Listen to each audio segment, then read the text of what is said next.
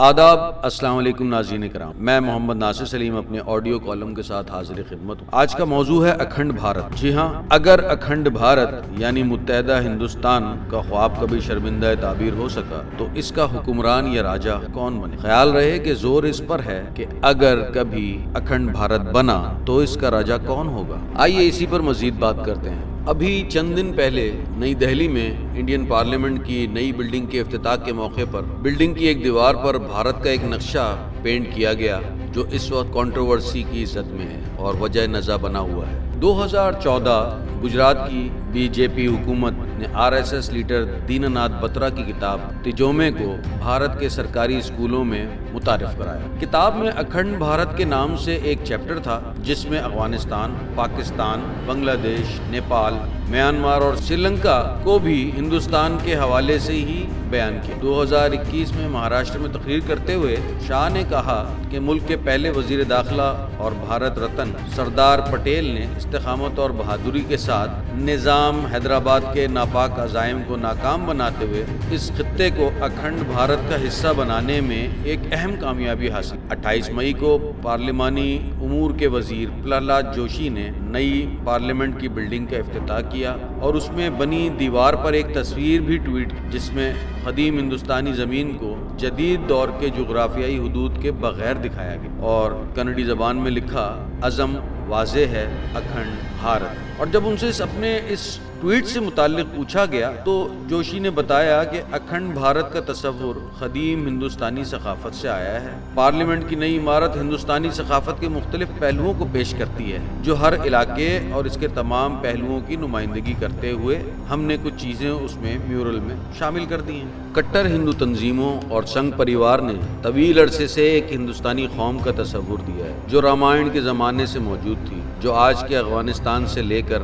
Myanmar اور تبت اور سری لنکا تک پھیلی ہوئی تھی۔ RSS کے زیر انتظام شائع کردہ کتابچہ پونیا بھومی بھارت کے عنوان سے ایک نقشہ افغانستان کو اب ناگتھن، کابل کو کبھا نگر، پشاور کو پورش پور، ملتان کو مولستان، تبت کو ترویش تاپ، سری لنکا کا نام دیا گیا بطور سنگل دیپ اور میانمار کو بطور برہم دیش پکارا گیا ہے۔ ویسے اس نقشے والی دیوار کی بھارتی سرکاری وضاحت میں کہا گیا ہے کہ 265 اور 238 قبل مسیح کے درمیان اشوکا نے بدھ مت کا پیغام پھیلایا اور اسے کئی جگہوں پر گندا کرایا اکھنڈ بھارت۔ آئیے اب میں تھوڑا سا تاریخ پہ بھی نظر ڈالتا ہوں۔ 1944 میں جب مسلم لیگ نے علیحدہ پاکستان کے لیے دباؤ بڑھایا تو ہندو تاریخ دان رادھا کمود مکھرجی نے سب سے پہلے اکھنڈ بھارت کے خیال کو اکھنڈ بھارت کانفرنس میں اپنے صدارتی خطبے میں پیش کیا۔ ہندوؤں کا وطن ان کی تاریخ کے ہزاروں سالوں میں پورے ہندوستان سے کم نہیں رہا، جو اس کے بر اعظمی پھیلاؤ میں کشمیر سے کیپ تک، نانگا پروت اور امرناتھ سے مدورا اور رامیشورم سے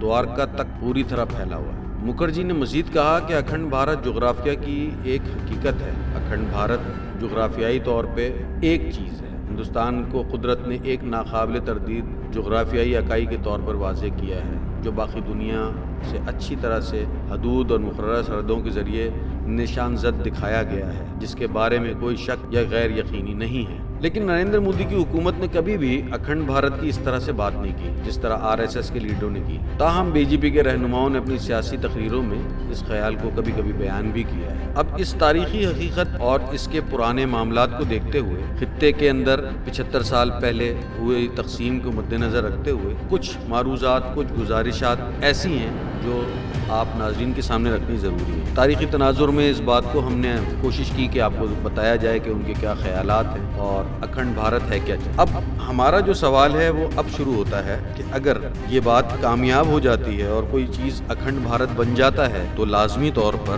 اس کی حکمرانی کا جھگڑا بھی پیدا ہوگا۔ اس کی حکمرانی کو طے کرنے کے لیے کیا قواعد و ضوابط اپنائے جائیں گے اور اس کا حکمران ہوگا کون؟ اس بارے میں یہ خیال ہی اپنے اندر حیرت کا ایک نیا جہاں سموئے ہوئے ہے۔ تاریخی طور پر ہمیشہ سے چھوٹی چھوٹی ریاستوں میں بٹا ایک دیش ہندوستان راجیہ اور رجواڑوں سے نکل کر جب کبھی کسی ایک مرکزی حکومت یا نظم و نسق کے نیچے آیا ہے وہ کبھی بھی ہندو سماج یا ہندو مذہبی حکومت کے طور پر نہیں رہی۔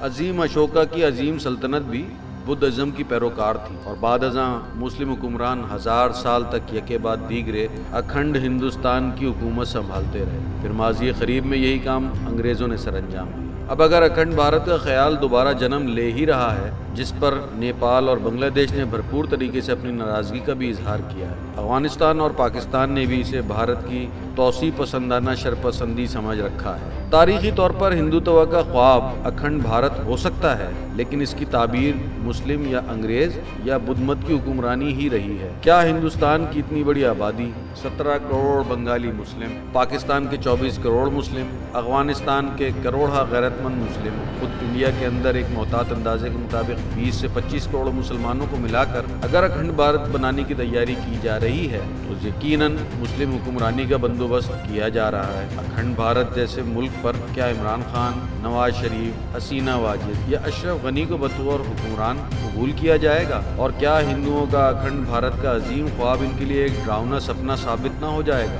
کیا ہندوستان کے موجودہ حکمران اور اشرافیہ پھر سے اپنے اوپر مسلم حکمرانوں کو مسلط ہونے دینے کے لیے بے چین ہیں؟ اکھنڈ بھارت سے پہلے بہت کچھ سوچنے سمجھنے کی ضرورت ہے۔ عظیم بھارت سے عظیم غلطی نہ ہو جائے۔ مشتری ہوشیار باش۔